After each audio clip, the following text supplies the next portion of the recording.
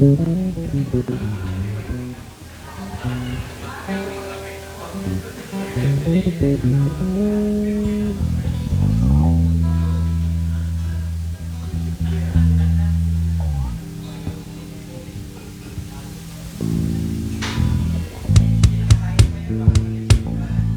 low.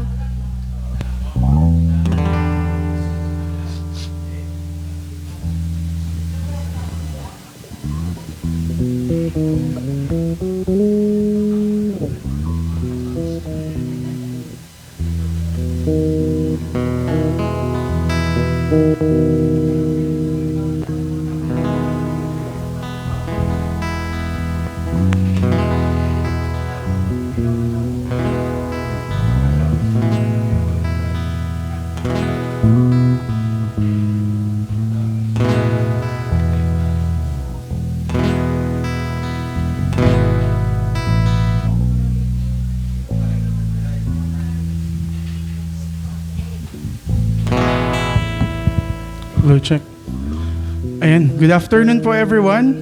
Good afternoon po. And batiin po natin yung mga katabi natin ng Blessed Sunday today. Binabati rin po natin yung mga nanonood sa atin ng live saan mang parte ng mundo. Ayan, good afternoon po sa inyo. May the Lord bless you today. And let us all worship our Lord. And nagpapasalamat po kami na nandito po kayo ngayon because kasama po namin kayo para magpuri at magbigay ng pasasalamat sa Kanya sa isang buong linggo na binigay niya sa atin. And let's lift our worship to our Lord Jesus Christ.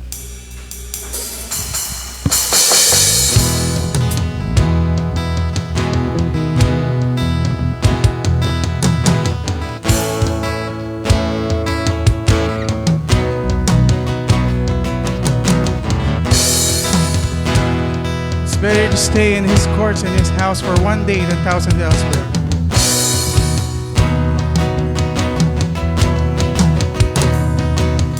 How lovely is your dwelling place, O Lord Almighty.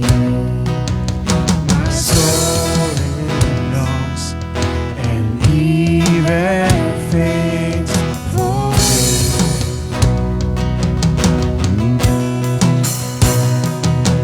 For here my heart is satisfied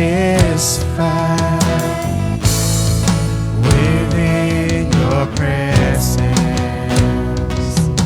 I see beneath the shadow of your wings. Better is one day. Better is one day in your house. Better is one day in your courts than thousands elsewhere. Better is one day in your courts. Better is one day in your house. Better is one day in your courts than thousands elsewhere. Yes, Jesus.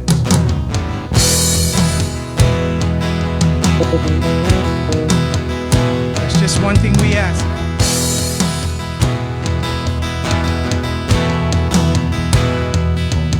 One thing I ask, and I would seek to see your beauty, to find you in the place your glory dwells. There's one thing I ask. One thing I ask, and I would seek to see your beauty, to find you in the place your glory dwells. Better is one day. Better is one day in your courts. Better is one day in your house. Better is one day in your courts than thousands elsewhere. Better is one day in your courts.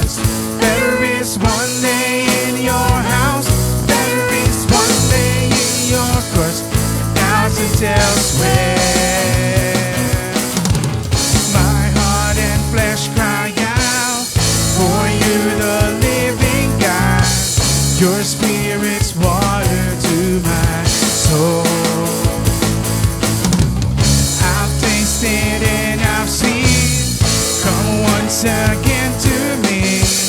I will draw near to you. I will draw near to you. To you.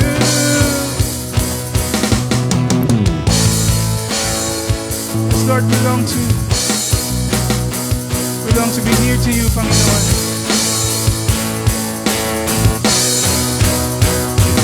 Better is one day, better is one day, better is one day than thousands elsewhere.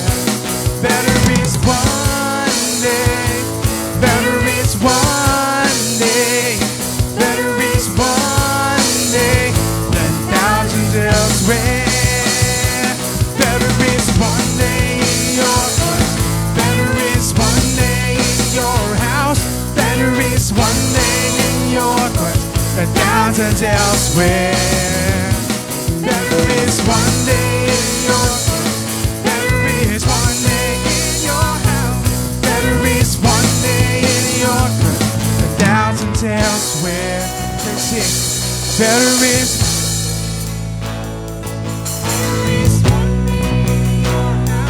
better is one day in your heart than thousands elsewhere.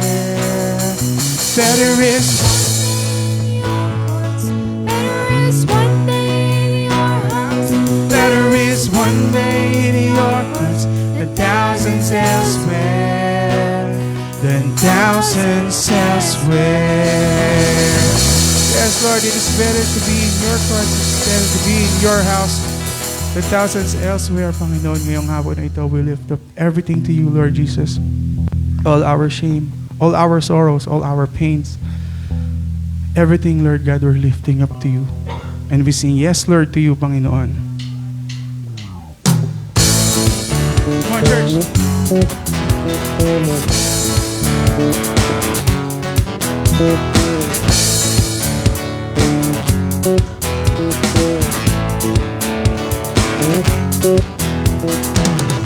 I'm trading my sorrows, I'm trading my shame, I'm laying them down for the joy of the Lord. I'm trading my sickness, I'm trading my pain, I'm laying them down for the joy of the Lord. We say yes to you, Lord. Say yes, yes, Lord. Yes, Lord, yes, Lord, yes, yes, Lord. Yes, Lord, yes, Lord, yes, yes, Lord. Amen, amen. We're trading our sorrow. I'm trading my sorrow. I'm trading my shame. I'm laying them down for the joy of the Lord. And we're trading all our sickness. I'm trading. My sickness. And I'm trading my pain. I'm trading my pain. I'm laying them down for the joy of the Lord. And we sing yes to you, Lord. Yes, Lord, yes, Lord, yes, yes, Lord. Yes, Lord, yes, Lord, yes, yes, Lord. Yes, Lord, yes, Lord, yes, yes, Lord. Amen. I'm pressed but not crushed. I am pressed but not crushed. Persecuted, not abandoned. Struck down but not destroyed. I am blessed beyond the curse, for His promise will endure. That His joy is gonna be my strength. Though the sorrow may last for the night, His joy comes in the morning. I'm trading my sorrow, I'm trading my shame. I'm laying this down to you for the joy of the Lord. I'm trading my sickness. I'm trading my sickness. I'm trading my pain. I'm laying them down for the joy of the Lord. We say yes, Lord. Yes, Lord. Yes, Lord. Yes, yes, Lord. Yes, Lord.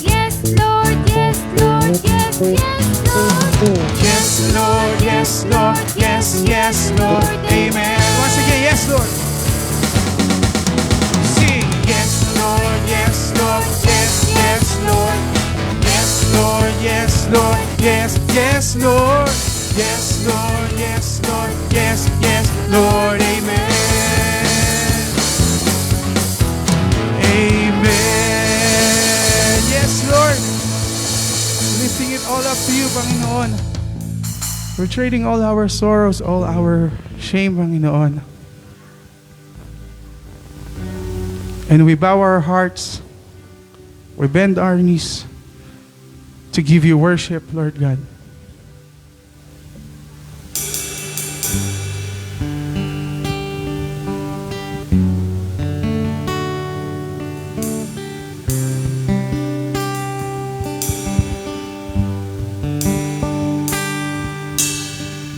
We bow our hearts, we bend our knees.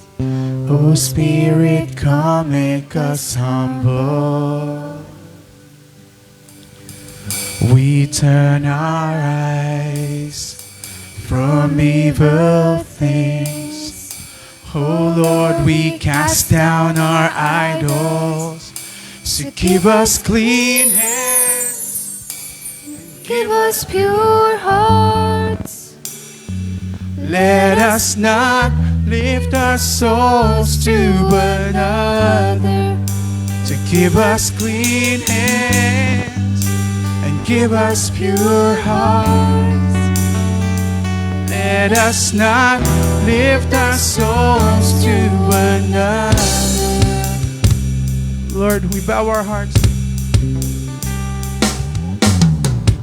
We bow our hearts. We bend our knees. Oh Spirit, come make us humble. Spirit, come make us humble. We turn our eyes from evil things. Oh Lord, we Cast down our idols. give us clean hands. Give us Clean. Give us pure hearts. Let us not lift our souls to another. Give us clean hands. Give us pure hearts. Yes, Lord. Let us not lift our souls to another. Oh God, let us be a generation that seeks your face. Oh God of Jacob. Oh God, let us be a generation that seeks your face. Oh God of Jacob. Yes, Lord God. Let us be a generation that seeks your face. And only you, Lord God.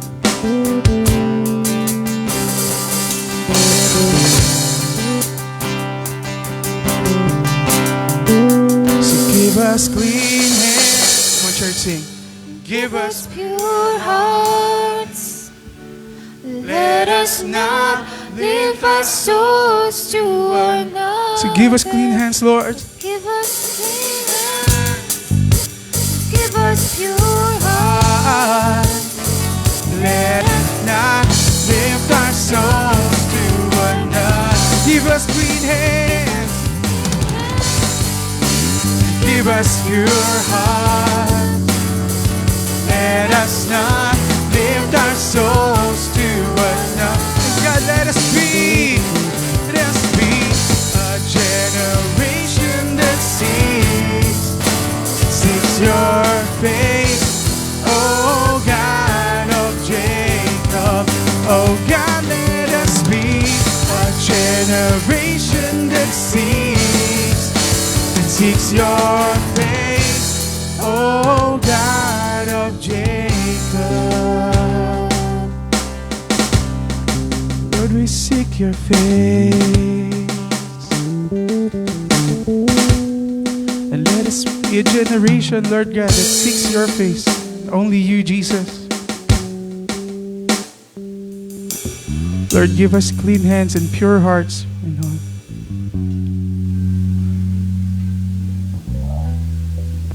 Although marami pong distraction sa paligid namin, Lord God, help us focus to you, Panginoon. Help us become a generation that seeks only you, Lord God. Alam po namin, mahirap po ito sa panahon ngayon dahil sa mga pagbabago na nararanasan namin sa mundo, sa paligid, sa lahat ng fears, lahat ng pressures, Panginoon, na binibigay ng mundo, Panginoon. Alam po namin na napakahirap ito. But with you, with our eyes focused on you, Lord God, we know we can make it.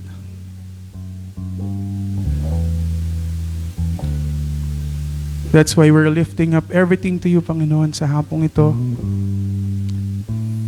Narito kami ngayon sa harapan niyo upang magbigay ng papuri, Panginoon.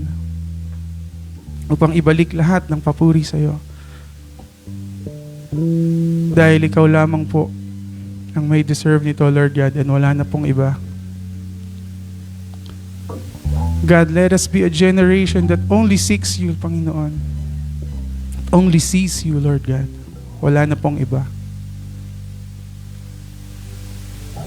Alam po namin na lagi po kayong nasa tabi namin sa araw-araw.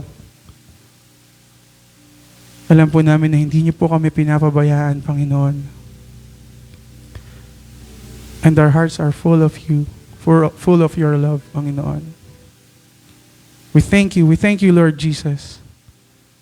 We thank you for the salvation that you offered us, that you gave us, Panginoon. At wala po kaming ibang kailangan gawin kundi tanggapin lamang po ito, Lord God. Wala po kaming ibang dapat gawin kundi i-surrender lahat ng ito, Panginoon, sa iyo. Buong puso niyo po kaming tatanggapin dahil ganito niyo po kami kamahal, Lord God. So help us, Lord. Help us focus on your love. Help us focus on you.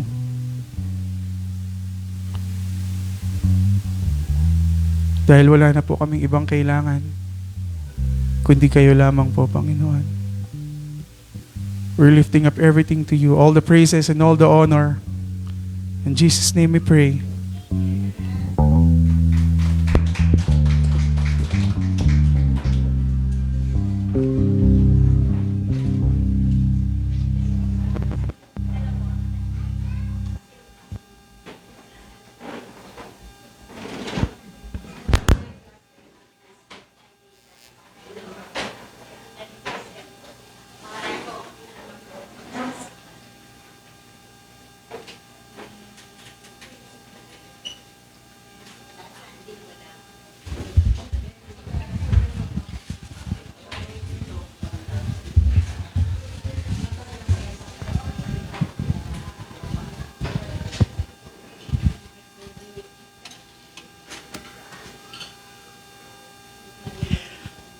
Welcome po, of course.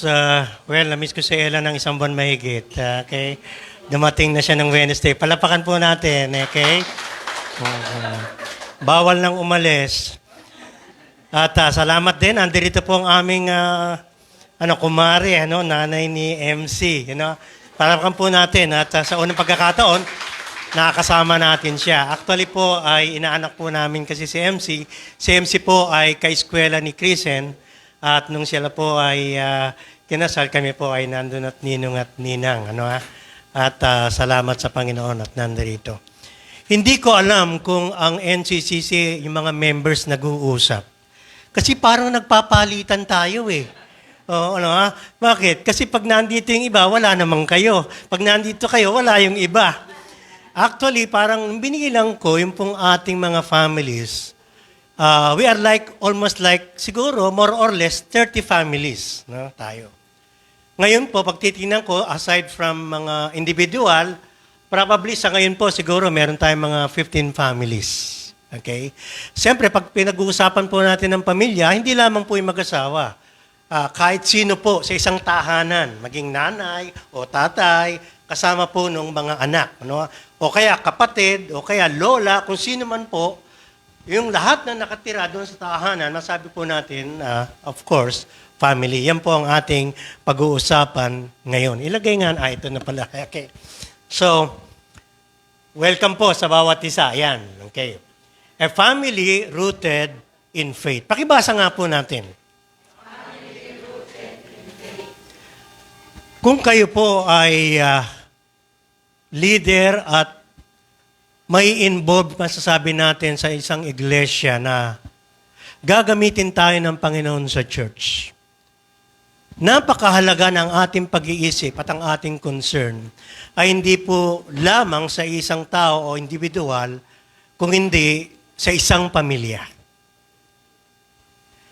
Kahit pa po nung dati sa church natin at ngayon, ang malaking blessing po ay napakasarap maglingkod sa isang sama-sama na mga anak ng Diyos, lalo na po kapag sila po ay medyo mga ilan din at kumpleto sa pamilya dito sa church. Hindi palaging ganon sapagkat may mga anak po tayo nasa ibang church o kaya nasa ibang relihiyon. Ganun pa man, naniniwala po tayo na tayo po ay tinalaga ng Panginoon so far para magkasama-sama as a church family. Kahit tayo po ay may kanya-kanyang pamilya, tayo rin po isang pamilya bilang mga anak ng Diyos. Sapagkat, lalo na po, number one sa atin, kaya binanggit ko po yung mga leader, sapagkat tulad po namin, ay marami po ang humihingi ng panalangin. No?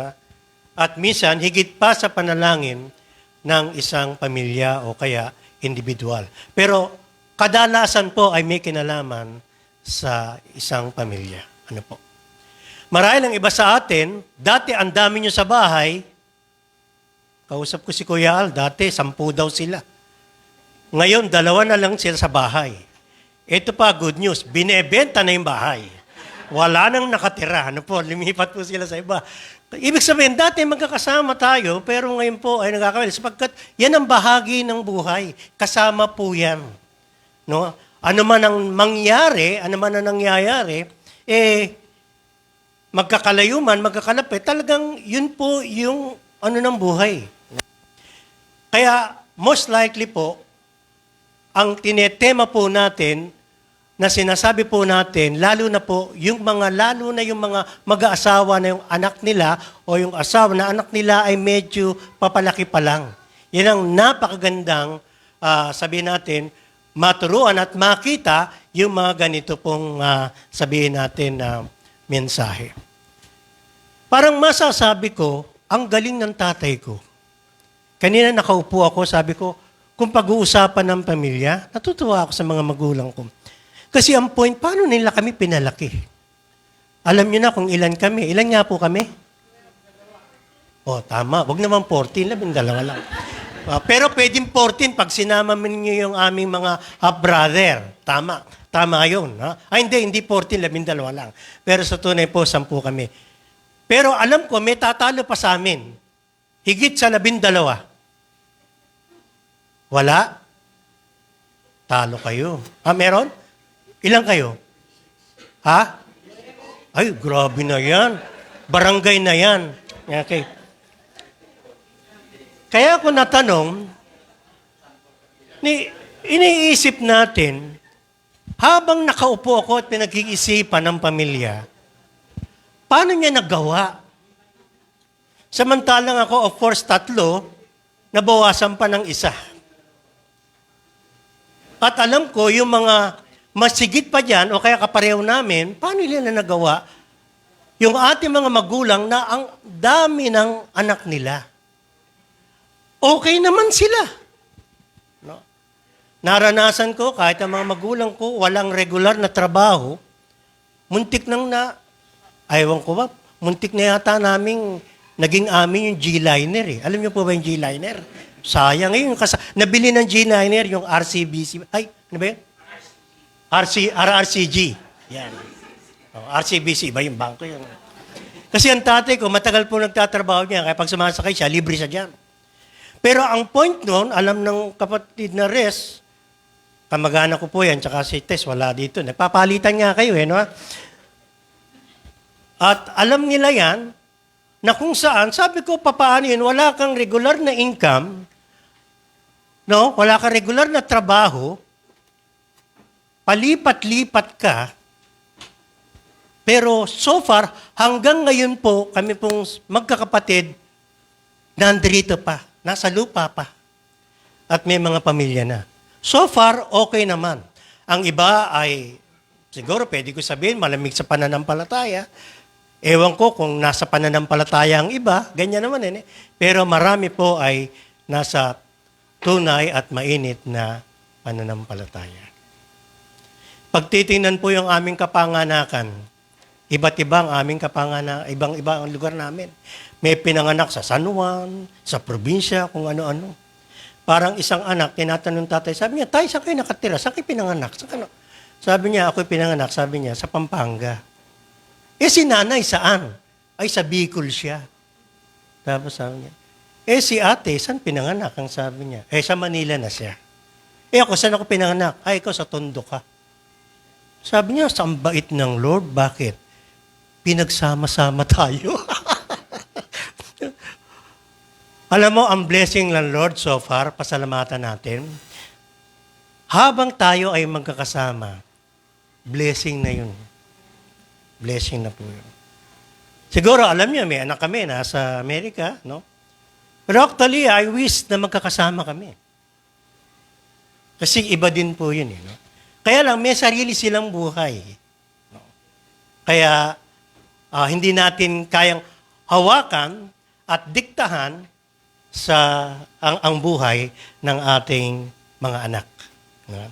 Meron tayong gusto, pero mga bagay na minsan nangyayari, maging sa ating pamilya, na hindi po natin kayang hawakan. Papasalamat ako sa mga pakapak. Ito, nasa asawa mo? Tatanungin ko pa naman eh. Ilan ang anak nyo? 5. O, kita nyo, 5. Bira na ako makakita ng 5 eh. Meron bang lagpas 5? Ikaw. 6, lamang ka ng 1. No? Sa ngayon, parang kumukonti, no? 5, 4, 3, 2, 1. No? Kayo 2? 2 lang, no? Tinalo kayo ni Kadmil, 1 lang. Ano ha? Naghihintay ako ng kasunod, wala pa. Ano ha? At hindi natin talaga masasabi, ano po? At hindi natin talaga kayang sabihin. Ang itatanong ko sana, itong mag-asawa to, napakasipag, ano po? Ang daming picture, no ha? At ang dami po nilang pinapaaral. Tama ba? Pero nagdadala ng kape. Ha? At talagang nagsisikap po sila. Ganun pa man, ang topic po ay ito, rooted in faith. May pamilya tayo, may mga anak tayo, pero ang una na nais nating makita na sila ay nasa pananampalataya. Meron silang pundasyon. Of course. Ituloy po natin. Ang sinasabi po ng ating nakikita sa harap ay yung challenging responsibilities ng parents. Tanungin ko kayo, ano kaya ang madali sa pagpapalaki ng anak? Yung noon o ngayon? Yung sasagot, may pansit.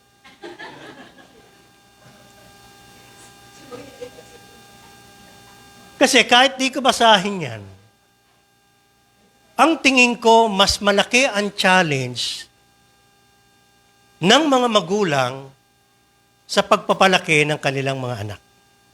Of course, yung challenge ng pinansyal.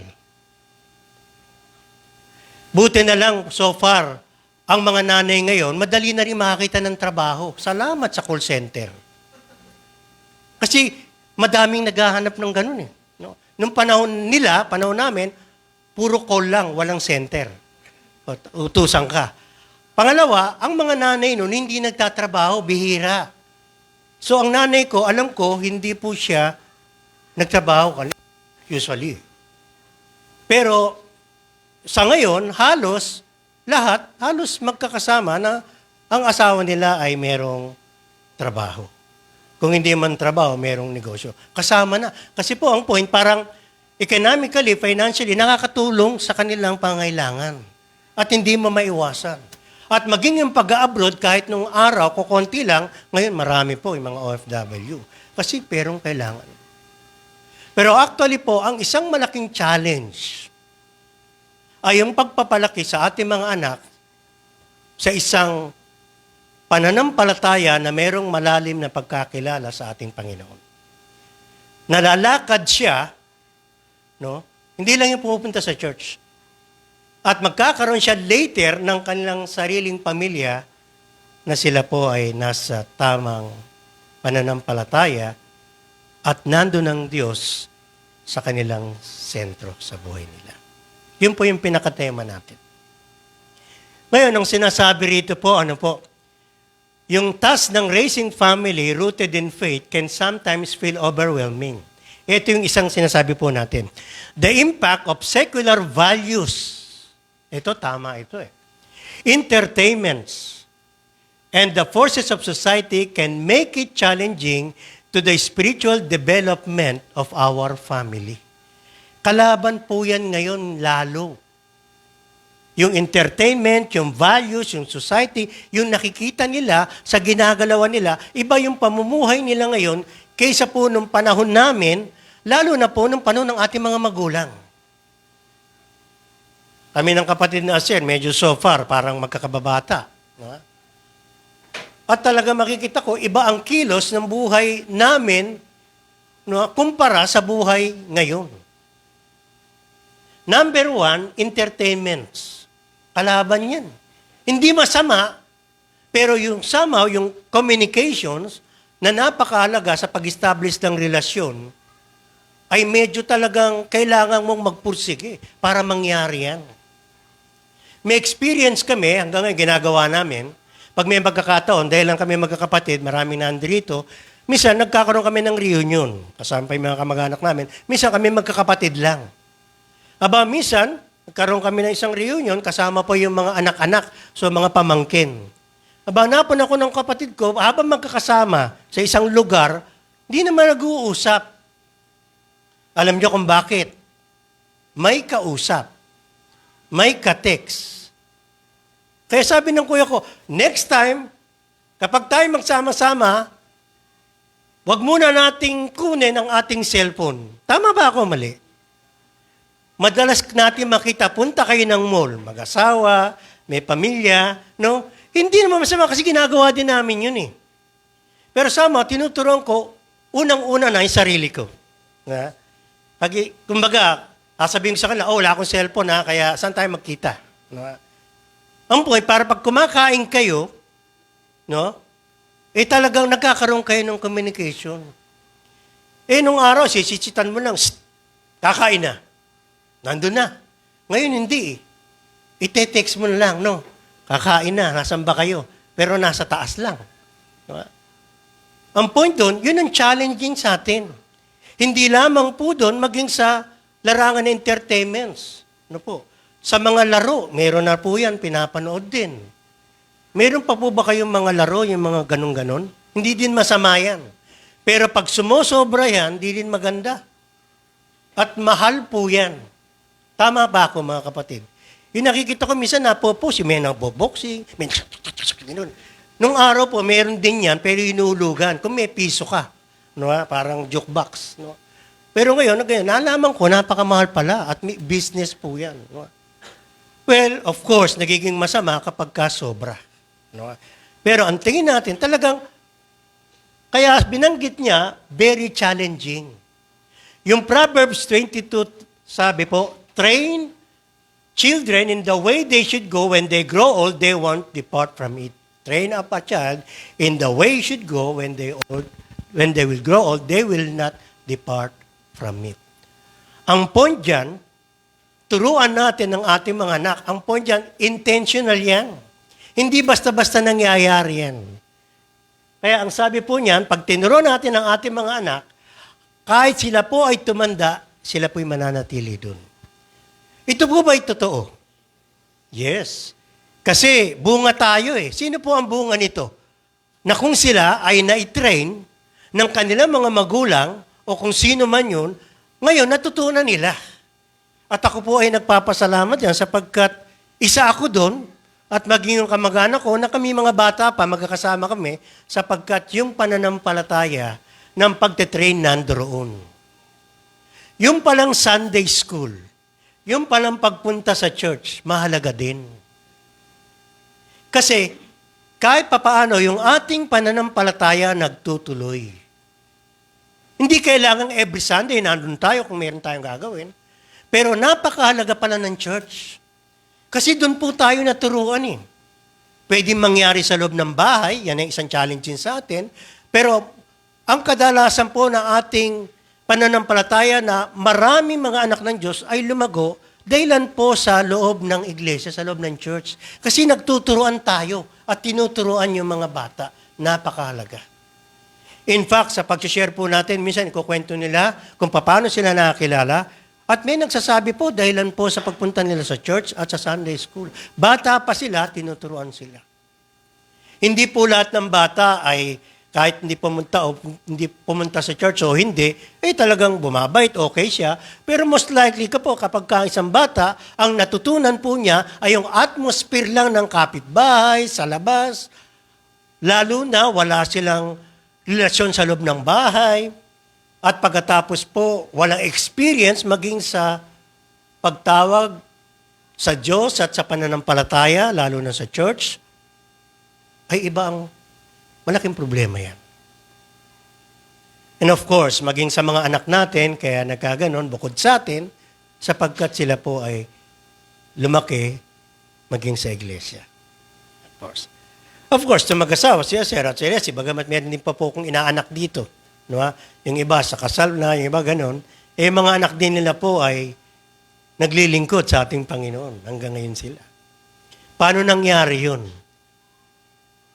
Kahit ang kapatid na Aser, kahit ang kapatid na Rapi at iba mga leaders natin, sa totoo na, na-encourage ako, sabi niya, ako'y nagpapasalamat, sabi niya, siya ay na-involve at patuloy na gustong gamitin dito. Sabi ko naman sa kanya, well, actually, kung hindi ka nagpatuloy sa Panginoon, hindi ka rin naman mag-i-involve. Kaya tayo po ay nandito. Sapagkat actually, tayo po, kahapon, last week, last month, involved tayo. Nagpapatuloy tayo sa ating Panginoon.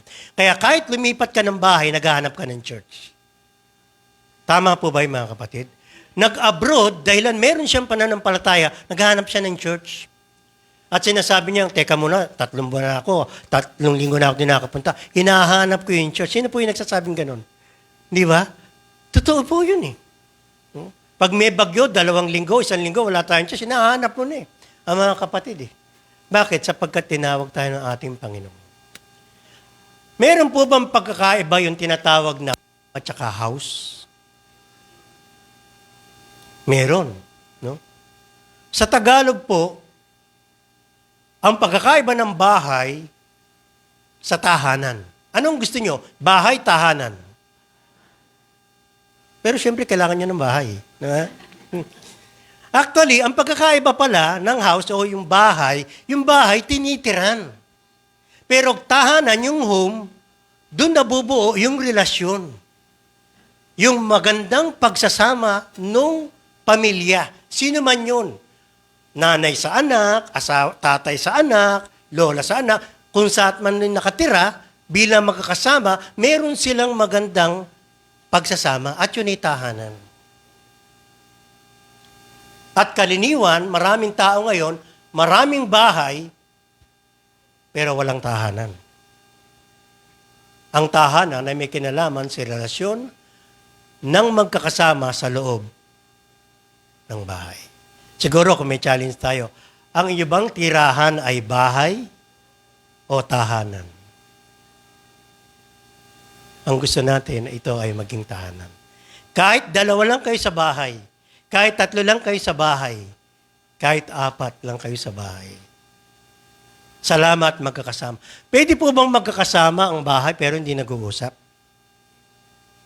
Kasi akala nila yung divorce, yung nahiwalay lang ng malayo. No. Kahit sa loob ng bahay, pwedeng maging divorce. Gusto niyo example? May nadalaw po kaming ganyan, of course. Wala po dito, matagal na. Nasa loob ng bahay, pero hindi nag-uusap. Hindi ng isang buwan, taon na. May time naman, minsan, sa mag-aasawa, minsan nagkakagalit, hindi nag-uusap. Tingnan niyo yung mag-aasawa dito. Magkabati ba kayo ngayon? Kasi tinignan ko no? Kaya ako po yan naiisip kasi tinitingnan ko sa mag-asawa. May time din kami na hindi nag-usap. Isang araw. Yan, 2 araw. Yan. Kaya sabi sa banal na kasulatan, di ba? Bago lumubog ang araw, dapat magkasundo ka. Yung iba papasikat na, aba nag-usap na. Yung iba bago tumirik yung araw, aba nag-usap na sila, okay. Pero yung iba naman, palubog na yung araw, di pa nag-uusap. Bukas na lang, total, lalabas ulit. Baka abutin ng taong. Kaya napakalaga pong tingnan natin yan. Yung guiding with love and discipline. Kasi pinag-uusapan po natin yung mga anak natin. Mahirap lumaki ang isang bata, ang mga anak natin, kung walang guidance at saka discipline. Yung guidance na sinasabi po natin habang pinapalaki natin sila, talagang binabantayan natin, ginaguide natin sila. Lalo na of course sa larangan ng pananampalataya at pagkakilala sa ating Panginoon. Ang discipline, kaya nga train up a child, kasama po yan. By the way, pag sinabing discipline, hindi lang yung palo, Kasi po, ako nakaano ng seminar, ang galing magturo. Ang discipline po may kinalaman, sige, pagka hindi mo ginawa yan, hindi ka muna pwede maglaro. Discipline din po yun Marami mga, sabi natin, iba't ibang mga methods ng discipline. Pero imposible na isang bata, pag hindi lumaki sa tinatawag na guidance with love and discipline sa loob ng bahay, nalalaki lang siya na talagang sarili niya yung kanyang gusto. In fact, 2 weeks ago, nandito po kami sa SNR. Habang kumakain kami, mayroong bata doon, ang lakas ng sigaw. Daig po yung sigaw at ng tunog ng bumbero. Lahat napapatigil, pati mga namimili. Sigaw. Iniisip namin, baka meron siyang problema. In that case, okay lang. Pero kung wala, tama po ba yun? Kayo mga kapatid, na kung ang inyong mga anak ay super sigaw at super halimbawa sa isang mall. Alam niyo kung bakit? Hindi tama kasi hindi natin bahay yun Di ba? Sa loob ng bahay, bahala ka. Pero kapag tayo ay nasa labas, most likely, nandun yung tinatawag nating modesty. At tinuturuan natin sila. Kaya napakahalaga po ng guiding with love and discipline. Sino po makapagsasabi sa atin na talagang salamat, ako po ay nadisiplina. Naturuan, nadisiplina. Yan. Lahat tayo kasama kami. Ang tatay ko, iba disiplina. Tinulungan pa siya ng tatay ni Resi, dinidisiplina kami. Talagang sa totoo po. Pag nag-uusap kami, nagpapasalamat po kami dyan.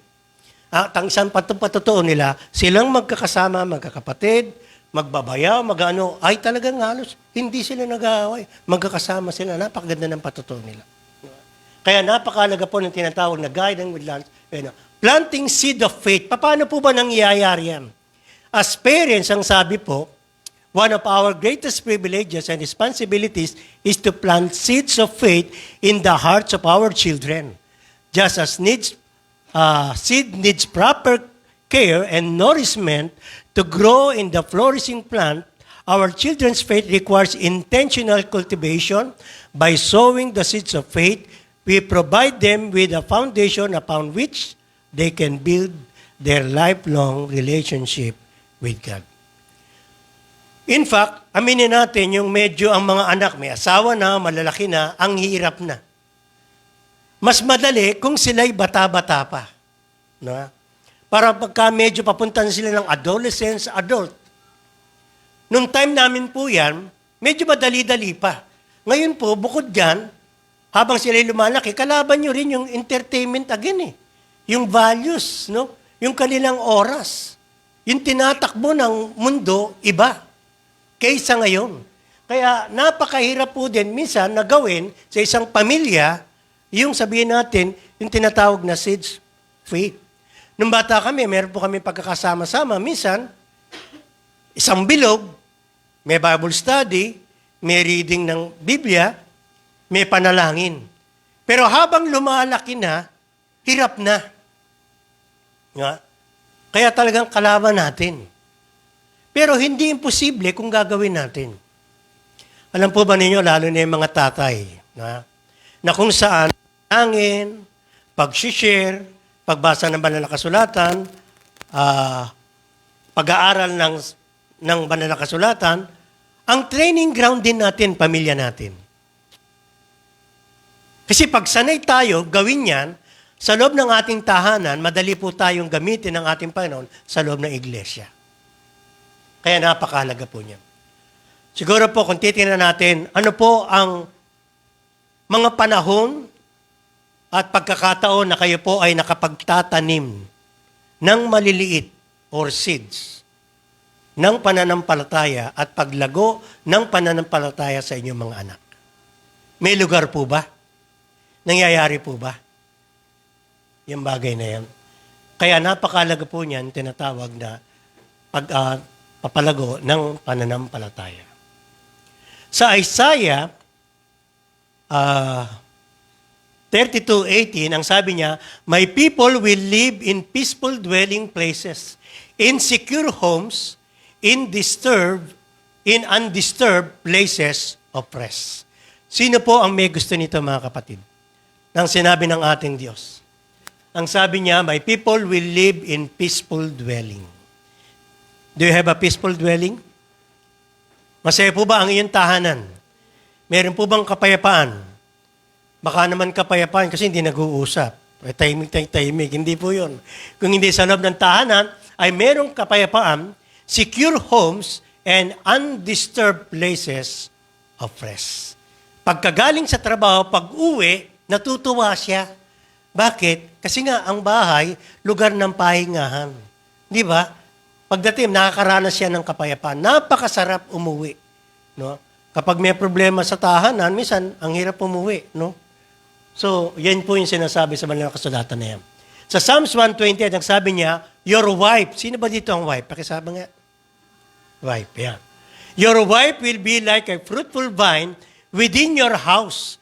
Your children will be like olive shoots around your table. Yes, this will be the blessing for the man who fears the Lord. Aba, ang binabanggit pala dito, yung lalaki, no, laking blessing sa kanya kung meron siyang asawa at anak na nandoon na binebless ng Lord, merong takot sa Diyos, no? Mabunga ang pananampalataya at may pagkakilala sa Diyos. Ang ganong asawa ay napaka-palad. No? Actually po, kung meron mang bagay sa amin, at siguro sa nanay at sa tatay, walang iba kundi yung ating pamilya o mga anak. Tama po. Sinasabi natin, of course, ang Panginoon, number 1 sa buhay natin. Amen? No question about it. Pero alam po ba natin, kapag ang anak natin ang pinag-uusapan na, at merong problema, at may pangailangan, at merong sakit, emergency sa atin yan. Tama po. Text lang yan, kakabahan na tayo. Bakit po? Naalaman ko na kung titinan po natin, isa po ang ating pong talagang damdamin. Talagang nilikha tayo ng ating Panginoon sa ating ding pamilya. Ang bawat pamilya na merong malalim at matibay na pananampalataya at pagkakilala sa Diyos ay isang matibay na bansa. No? Isang mahusay na bansa kapag ang tao ay merong isang tamang pagpapalaki sa kanilang mga anak. Tumingin po tayo maging sa ating kapaligiran at sa balita. Magugulat po kayo, kailan lang, ngayon, naalala ko lang po. No? Ang daming problema po sa kabataan. May naglagay pa nga sa Facebook nagbabatuan ng bote, yung mga bata na mga 12 o 14 years old. May gang na sila. Mayroon po 4 o 6 na bata na pumasok ng jeep Akala kung ano, yun pala may binubugbog na. Mga 12 o 14 years old yun. Baka hindi nyo po alam, meron pong grabe na talagang nakakatakot. Isang batang babae na 12 years old, sinaksak yung kanyang kaeskwela na 12 years old din na babae na kaeskwela niya. Namatay. Nung tinitingnan ko po yung naririnig, sabi ko, wow. Bagamat nangyayari din naman nung araw yun. At pagkiisipin natin, ang laking kalungkutan sa magulang. Bagamat, of course, di naman niya alam din ang mangyayari. Maging sa kabila at maging sa kabila.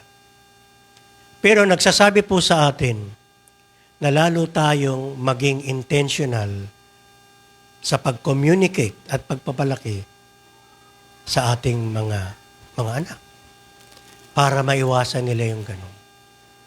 Marahil kung alam nila yung damdamin at lugar ng kanilang anak, baka nakausap pa nila. Nak, parang may problema ka. No? Nakakagulat kasi may dala po siyang kutsilyo sa bag. Anong ko? Of course, hindi lamang isa siguro yung problema yan, baka marami pa na nangyayaring ganyan. Pero napakahalaga pala na pinag-uusapan natin, kinakausap natin yung ating mga anak. Maging okay siya at hindi. Ano po? Kasi napakahalaga kung ano yung kanilang nararanasan at nararamdaman. Baka hindi alam, nabubuli na pala sa school. No? At hindi lang pinapalata. At hindi sinasabi, nakakatakot. Ano? Kaya maganda na pag-uusapan at nakikita po natin. But as for me and my house and household, ano pong sabi? We will serve the Lord. Yung sinabi po yan, para sa kanya, ang kanyang pamilya, ay makita niya na naglilingkod sa ating Panginoon. As we continue sa mga talata, by wisdom a house is built, and through understanding it is established, through knowledge its rooms are filled with rare and beautiful treasures. Makita po sana natin sa ating mga anak, hindi lang sila matalino sa kanilang trabaho, sa kanilang buhay, sa kanilang pag-aaral, kundi magkaroon sila ng katalinuhan, maging lalo na sa kanilang spiritual na buhay.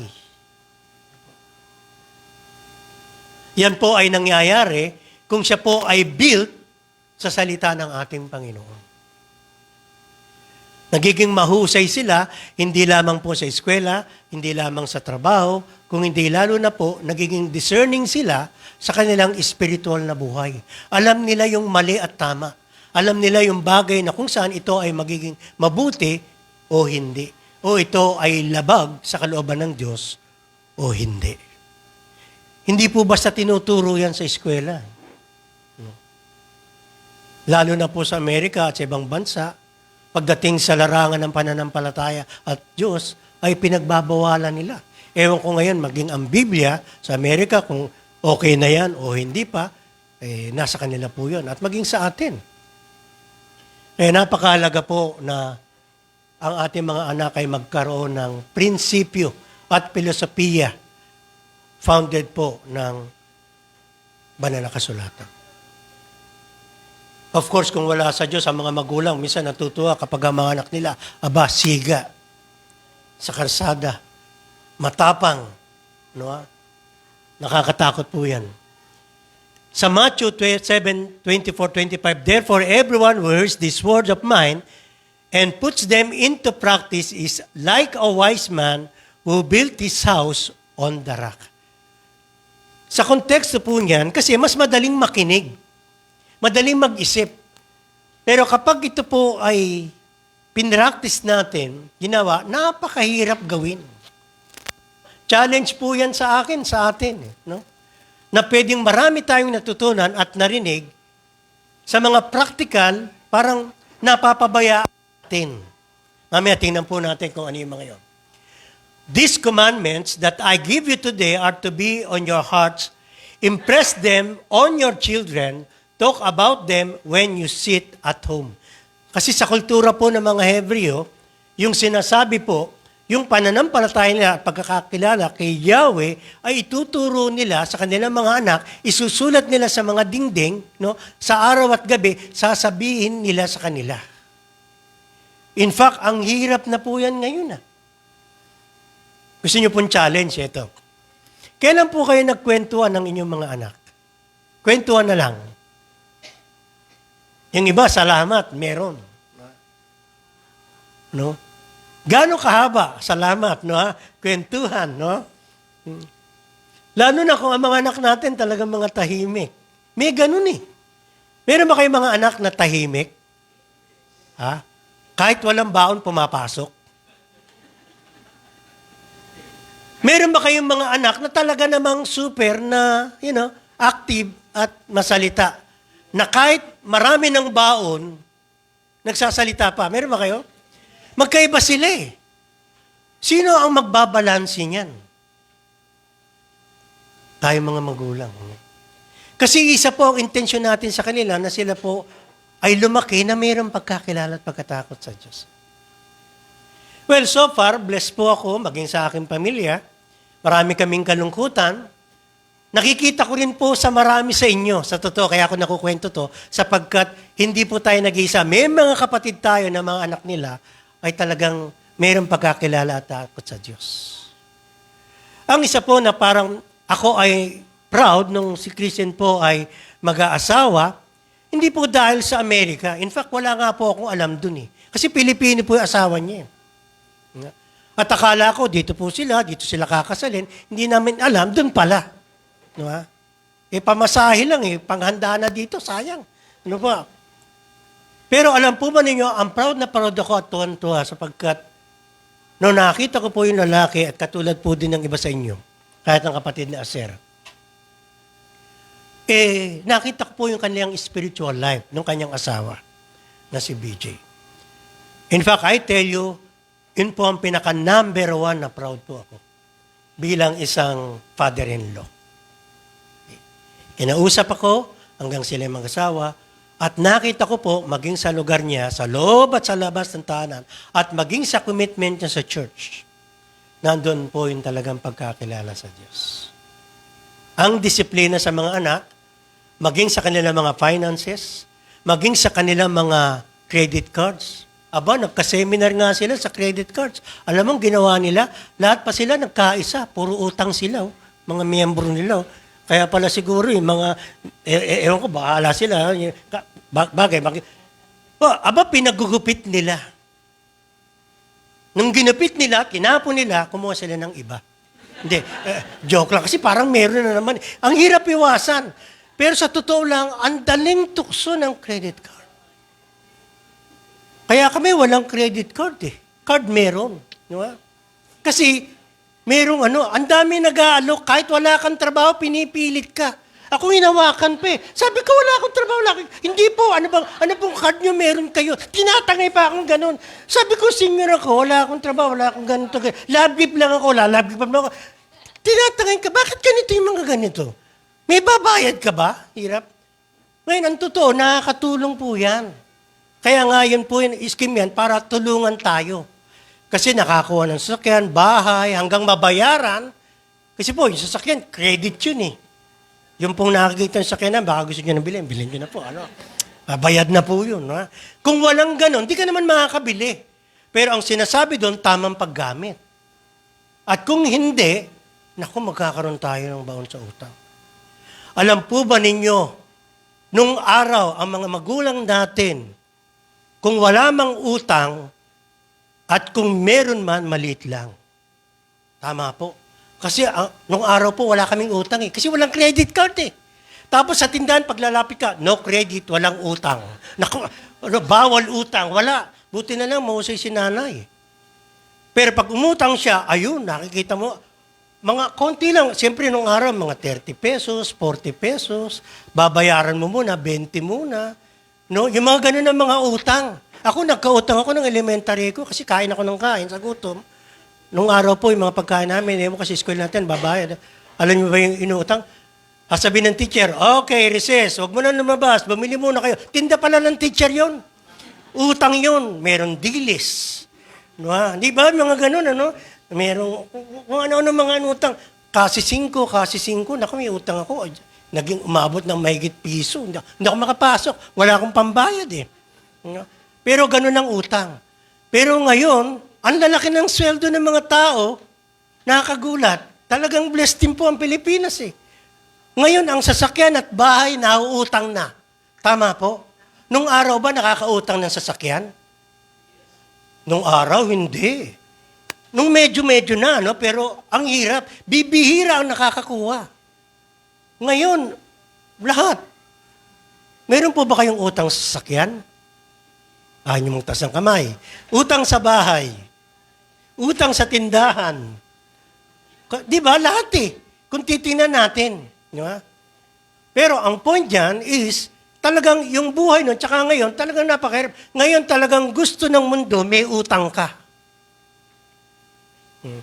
Alam nyo, nung nabayaran nyo yung sasakyan nyo, may follow-up yan, sigurado yan, ng bangko. Kasi pinapollow up kami. Oh, sir, pwede na po kayong kumaulit. Sabi ko, ano ko yan? Kung ano-anong akala, ang laki ng income mo at pera. Ganun eh. Kasi gusto nila may utang ka. Pakisabi nyo nga sa kapatid nyo, sa katabi nyo, gusto ng iba may utang ka. Oh. Ha? Sakit sa ulo.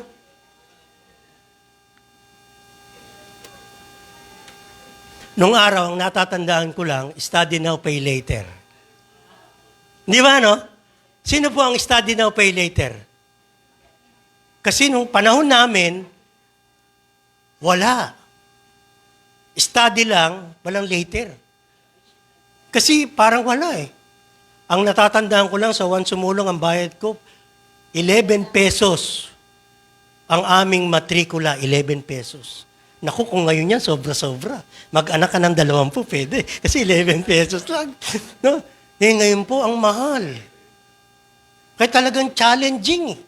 Spiritual life natin, economic life natin, lahat talagang challenging. Teka mo na yung bang mag-aasawa, hindi ko kayo tinatakot. Malaki naman sweldo nyo eh. Mag-asawa kayo ha. Huwag kayong tatanda na walang asawa, okay? Kaloban ng Panginoon yan. Yung nag-asawa sa inyo na wala na asawa, mag-asawa ulit kayo. Ang point dyan, ito, talagang challenging eh. Nakikita ko po yan eh, sa marami. Lalo na, kung wala kang pagkakilala at pagkatakot sa Diyos. Dadagdagan mo pa ng mali, naku po, magtatambak-tambak ang problema mo sa buhay. Napakaraming bagay na talagang challenging sa buhay natin. Kaya pag titingnan natin, salamat pa rin sa Panginoon. Sa ngayon, parang yung iba't marami sa inyo nakalagpas na. Meron pang unti-unti, paulan-ulan, ganun talaga. No? Nakakatuwa nga, pag titingnan kayo eh, sa mga experience, minsan wala nang trabaho pero binebless pa din tayo ng ating Panginoon. Tama ba? Sino dito yung wala nang trabaho pero kumakain? Ang dami! Di ba? Oh, totoo yun, di ba? Oh, marami yan. Sino dito yung walang trabaho pero may pera pa? Ayun, kita mo? Actually, kaya ako nabanggit yan kasi yun po ang realidad ngayon. Ang saya kaya, di ba? Ewan ko kung sa Pilipinas lang nangyayari yan. Na kahit walang pera ka, pumasok ka sa mall, may nakakita kang kakilala, hindi ka nagsasalita, ililibre ka. Meron pa ba ganon? Yes, ako na, libre. O, ha? Bakit? Kasi ganun yung kultura natin, masaya. Ano po? Ay, sa ibang bansa, lahat po sa Amerika, walang librihan doon. Nagpapasalamat ba kayo na dito may librihan? Parang ayaw nyo yata eh. O, ililibre tayo ni Pakapak. Hindi, totoo po yan. No? Ako, one time, nung kinakrisin, namimili sila sa Walmart. Eh, nabobor na po ako doon sa loob. Wala akong makakita. Hindi, puro mga bili yung ganun. Dollar doon eh. Eh, kakaka-convert ko. Convert ko, ayoko nito. Chinelas lang to, 300. Eh, sa Shopee, 70 pesos lang to eh. Yung kaka-convert mo, lalabas ka na. Dahil lumabas ako sa labas. Giniginaw nga lang ako doon. No, ha? Pero actually, kung titingnan po natin, hindi naman sa pagkukumpara, talagang kung tutusin, marami pong kaginhawahan sa atin. Alam mong number one sa atin, tayo na, busog na, kumakain pa eh. Sino po yung gano'n? Na hindi naman gutom pero kumakain. Yun. Oh, kita mo si Mario, tayo siya kagad. Hindi ba, Nay? Tingnan mo, ha? Matutulog na lang, o-order pa.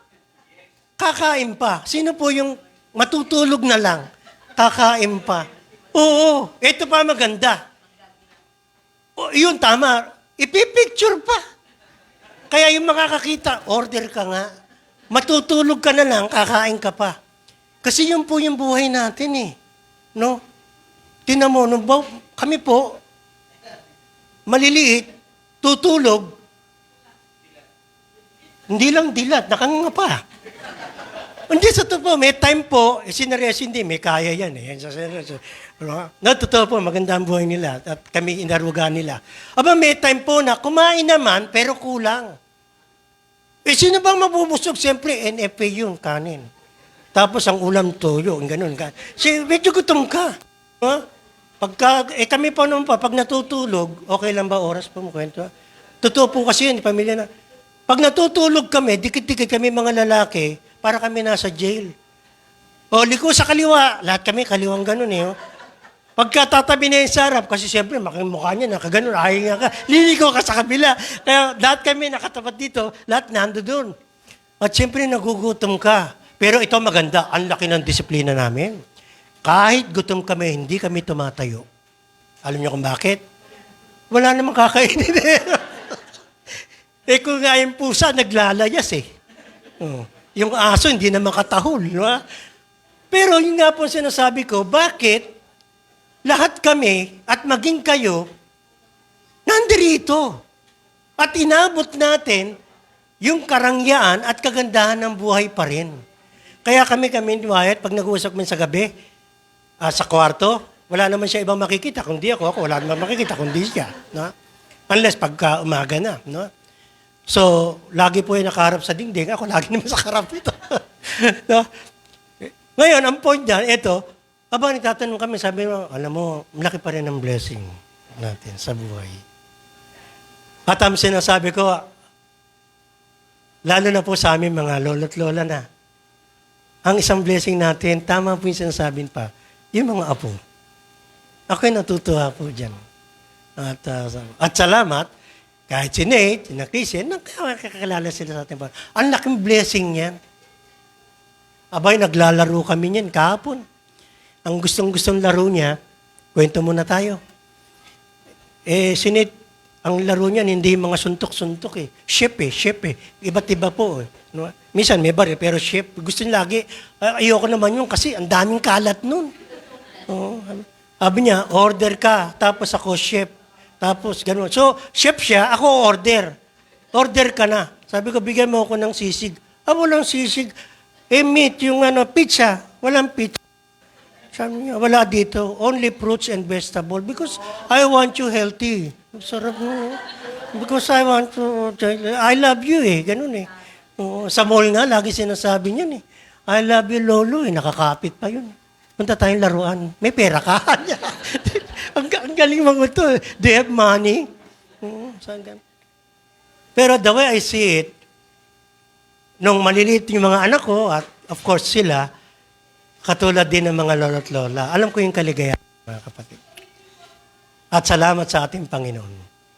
Punta tayo sa mga practical na bagay na titingnan po natin. Okay? Ano yung Proverbs? The Lord's curse is on the house of the wicked, but He blesses the home of the what? Righteous. Becoming a family rooted in faith. Sino po gusto niyan? Pakitaas nga ng kamay. Yung pamilya natin. At yung mga anak nyo, pagkaroon later on ng pamilya, na sila po ay merong ganitong pananampalataya. Ano po ang gagawin natin? Paano po yan ma-attain? Una, model a godly lifestyle. Alam niyo, nag-research ako sa mga Christian na nagtuturo tungkol sa family. Halos pare-pareho sinasabi nila. At yun din po naman naisip ko. Kaya ang ginawa ko, kinopya ko na lang. Model, tama a godly lifestyle. Kasi ang nilalagay ko, mamuhay ka na mayroong pagkakilala at makadiyos na pamumuhay. Yan po yun eh. Kasi pag wala silang nakita na ganyan, E di siyempre, kung ano lang yung nakikita nila sa eskwela, sa labas. In fact, talaga na yung mga anak, may nakikita sila sa loob ng bahay. Whether lola, nanay, tatay, na sila'y namumuhay na may pagkakilala sa Diyos. So, model a godly lifestyle. Pakisabi po sa katabi natin, model. Pangalawa, teaching and studying the scriptures. Ano sabi? Basahin nyo ulit. 1, 2, ready, go. Alam nyo kung tutuusin, ang madali, teaching and studying scriptures. Pero together, ang hirap. Sino sa inyo aminado? Nung maliliit sila, kaya namin. Pero siyempre ngayon, iba na po kasi may sarili nila silang pamilya. Di ba? At yung iba naman, actually kalaban natin eh. Kung hindi mo man matawag, nag-eskwela naman, may assignment. Hahanap ka talaga ng oras, mo kahit maikli. Kasi busy din sila eh. No? Sa loob ng bahay. Pero isa pong practical na makita ay talagang regularly, ang sabi po, read and study God's Word as a family. Kasi pag walang ganun, hindi po nila magagawa yun pag may pamilya na sila. Kasi wala namang masyadong naipase. At least, kung pupunta sa church, malaking bagay pa din. Pero yung somehow na ginagawa mo sa kanila, gagawin nila bilang mag-asawa. Kaya, magandang challenge sa atin, sama-sama na mayroon pong pag-aaral, panalangin, pagbasa ng banal na kasulatan. Pwede ba ritong malaman kung sino yung mga anak nila maliliit pa? Yung parang elementary, kinder or elementary. Taas ang kamay. Ayun.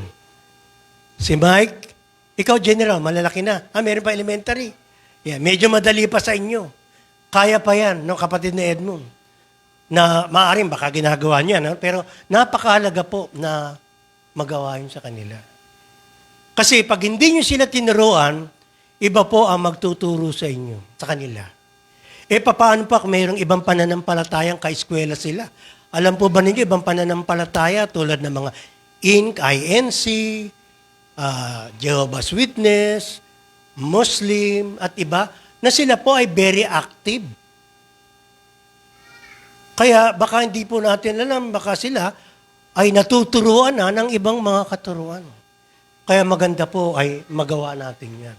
Kahit isa lang po siya, nanay ka o tatay ka sa iyong anak, lola at lolo, pwede po yan magawa. Kaya pong yan gawin. Pangatlo, praying and worshiping as a family. Well, of course, sa ngayon, medyo sa iba, medyo mahirap. Pero napakahalaga, pwedeng gawin yan kahit na magkakasama sa loob ng bahay. Yung sila ay sama-samang panalangin at worshiping sa pamilya. Para bang merong Bible study sa loob ng bahay. Bakit po? Kasi yung pong fostering a habit of prayer within the family, individually and collectively, encourage them to express their hearts to God and experience the presence of God in their lives. Kasi pag yun po hindi nangyari, kahit sa mga anak mo, nahiya kang banggitin tungkol sa Diyos. Bakit po? Kasi alam nila, hindi yun ang lifestyle eh. Anong kakaiba? Or worse, baka hindi na natin kayang encourage na nandoon. In fact, alam ko ito ang huli, encouraging an active involvement in the church. Actually po, yung ating pag-attend regularly, dito po, para sa akin, yan po ay isang active involvement na sa church. Nandiyan yung mga anak natin, nandirito tayo, hanggat maaari, nakaka-attend tayo, that is also involvement. Kung wala niyan, wala makikita yung mga anak natin o mga apo natin. Kaya napakahalaga po niyan. No? At dinadalangin natin, of course, maging yung mga asawa natin, talagang number one, ngayon po, of course, na sila din ay magkaroon ng ganitong mga experience. Nakakapag-build po yan ng relasyon ng pamilya at ng mag-asawa kasama sa church. Kasi sila po ay involved sa church. At least merong kaisahan ng tinatawag na spiritual life. No? Napakahirap naman, imagine kung ang asawa, yung anak, iba, nasa ibang pananampalataya. Di ba, po, kung mga Christian community, paano po kung iba?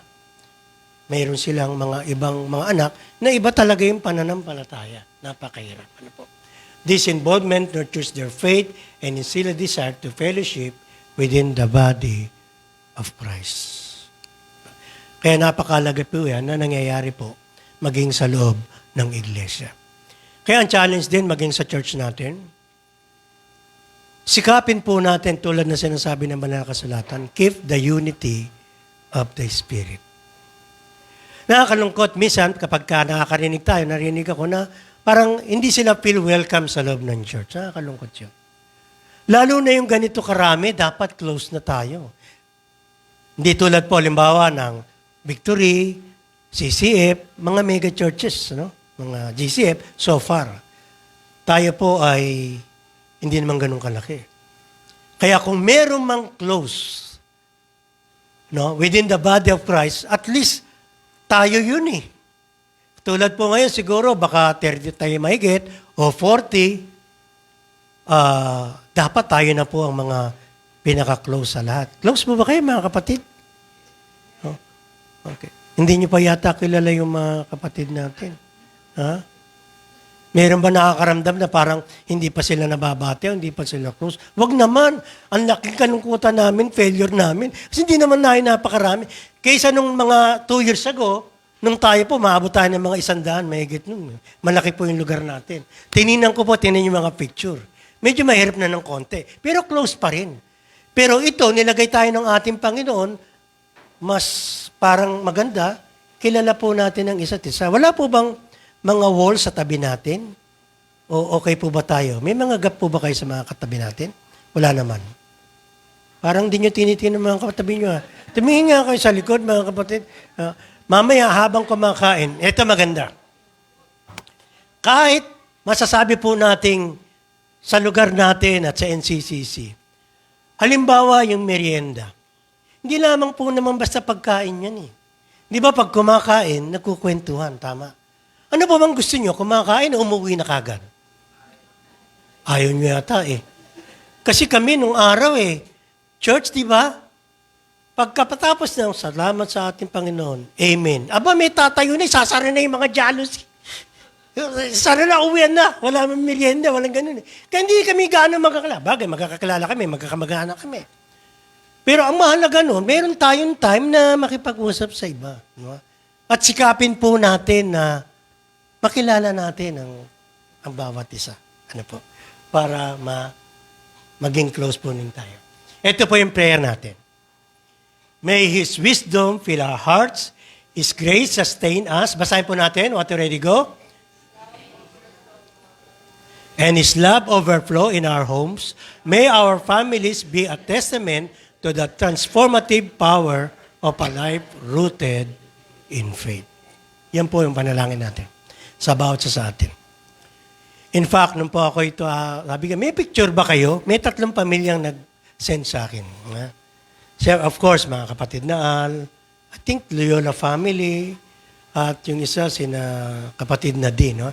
At ang maganda ron, nakita ko yung pamilya nila na so far na hindi ko kilala sa kahit sa picture. Huwag na kayo magpadala kasi ang dami yung picture sa Facebook. Mga kapatid. Sino dito maraming picture sa Facebook? Wala tayo. Napagtinignan ko, nandun. Kaya okay lang. No? Pero alam po ninyo, nililista ko po, sinimulan ko po sa pamilya, kahit po ngayon, meron tayong mga more or less, more than 30 families. Hindi pa po yung individual. Of course, may mga individual po na mga members natin. Napakahalaga pala na alam natin at kilala natin ang bawat isa bilang pamilya ng ating Panginoon. Lalo na po pag sila ay merong pangailangan, lalo na po sa panalangin at sa kanilang spiritual na buhay. Nagpapasalamat po ako mga kapatid. Maging sa bawat sa inyo at maging sa pamilya na patuloy na naglilingkod, lalo na po sa pananampalataya. Tayo pong lahat ay tumayo, tayo po ay manalangin.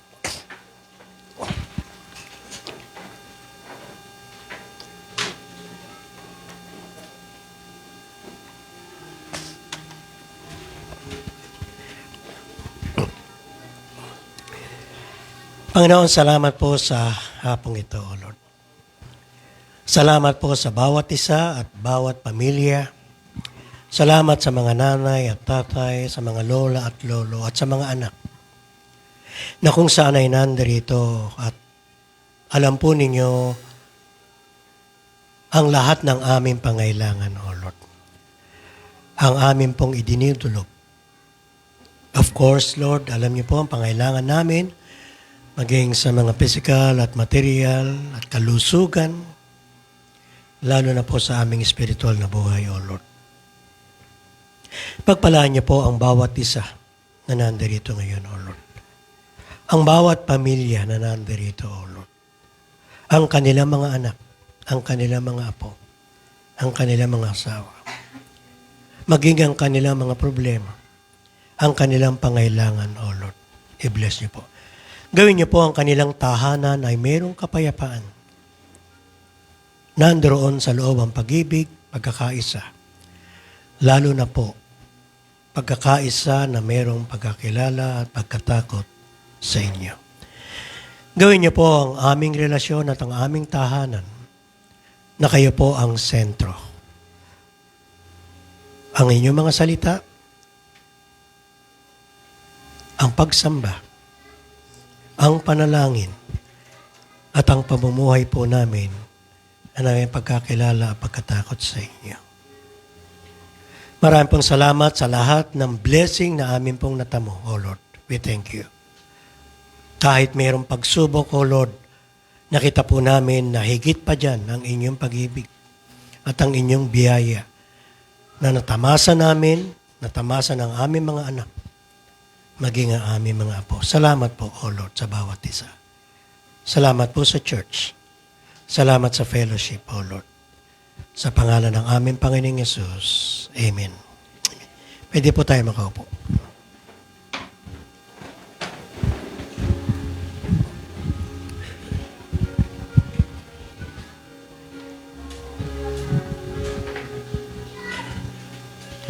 Ako po tayo sa offering at sino ba ngayon?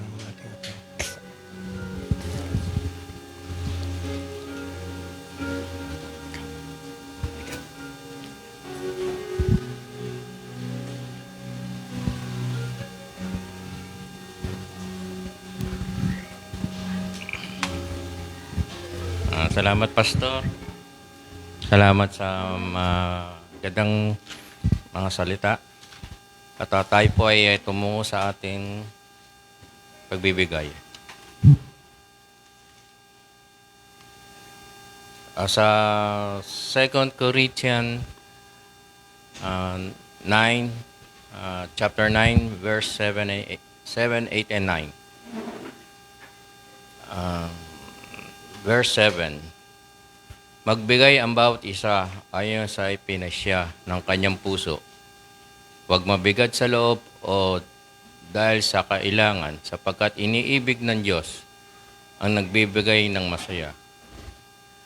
Verse 8, at maaring gawin ng Diyos na ang lahat ng biyaya ay magkisigana sa inyo, upang kayo ay mayroon laging buong kaya sa lahat at magsipag sagana sa bawat mabuting gawa.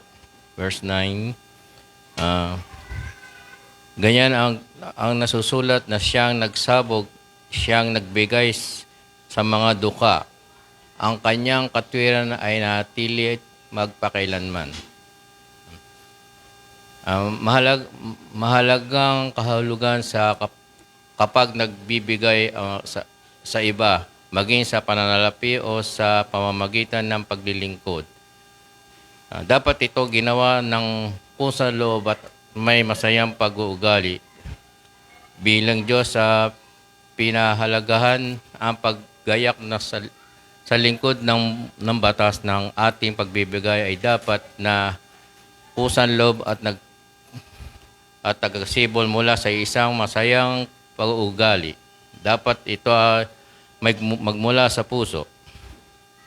Si Pablo ay nagsalita tungkol sa pagbibigay ng panalapi, ngunit ang pusang loob at masayang pagbibigay nanlampas sa saklaw ng pagbibigay ng pananalapi at paglilingkod sa ating mga kapatid ay isa pang gayon na nagbibigay higit pa sa halagang ibinigay mismo. Binigyan din nito ang pagbibigay mula sa puso at sa halip na wala sa obligasyon o presyo. Tayo manalangin. Ama, sa langit, salamat sa inyo na ibinigay mo sa akin ang lahat ng mga bagay na mayaman upang tamasin ang lahat ng meron ako at magmula sa iyo. Naway hindi ako nasa ilalim ng ilusyon na maaari kong mapalaki ang iyong labis na regalo ng biyaya sa tao sa Panginoon Hesukristo. Maaari ba ako magbigay ng matapat, masaya at mapagbigay sa aking oras, aking mga talento at aking pera? Nawa ang motibo sa lingkod ng aking pagbibigay ay maging dalisay at kailanman. Bukas sa iyong pagsiyasat, ito ang hiniling ko. Sa pangalan ni Jesus. Amen.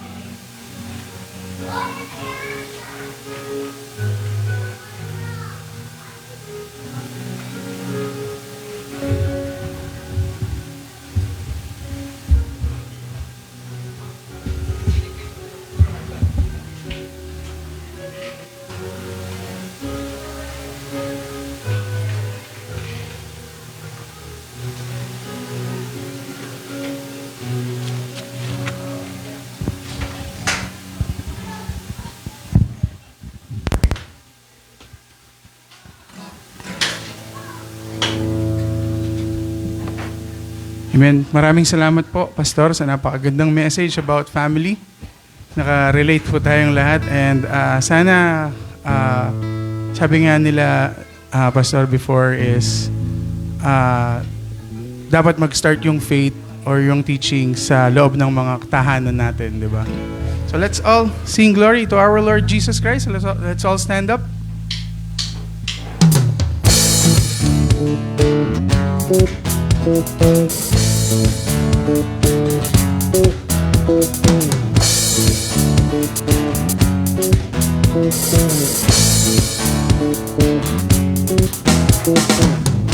I'm trading my sorrows, I'm trading my shame, I'm laying them down for the joy of the Lord. I'm trading my sickness, I'm trading my pain, I'm laying them down for the joy of the Lord. Say yes, Lord. Yes, Lord, yes, Lord, yes, yes, Lord. Yes, Lord, yes, Lord, yes, yes, Lord. Yes, Lord, yes, Lord, yes, yes, Lord. Amen. I'm trading my sorrows. I'm trading my sorrows. I'm trading my shame. I'm laying them down for the joy of the Lord. And I'm trading my sickness. I'm trading my sickness. Trading my shame. I'm trading my pain. I'm laying them down for the joy of the Lord. Yes, we sing yes, Lord.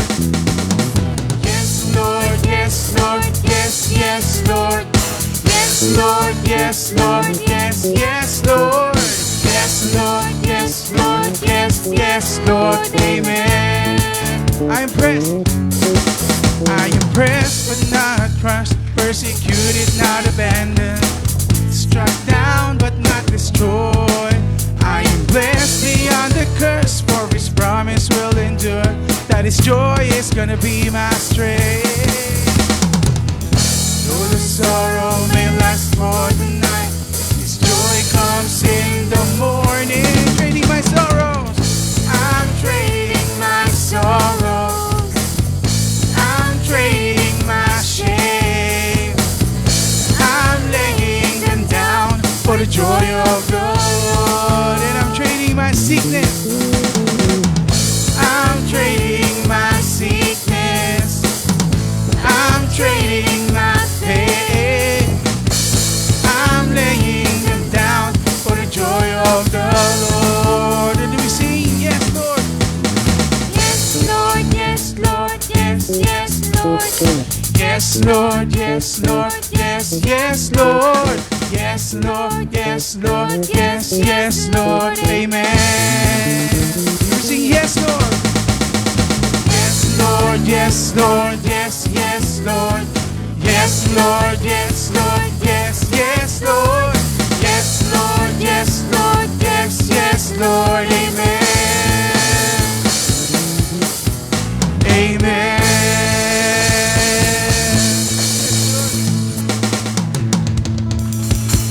Of course, pinapasalamatan natin ang mga kapatid natin, of course, na kasama natin at nanonood sa live. No? Palakpakan po natin, mga Sunday School, marami sila. Okay? At pwede ba natin silang later on, sana mag-perform yung mga bata rito, kahit hindi Pasko. No? Oo nga pala sa anniversary. No? Of course, sa anniversary natin, hintayin natin yung mga Sunday School, mag-practice kayo. Ha? Verse o kaya kanta.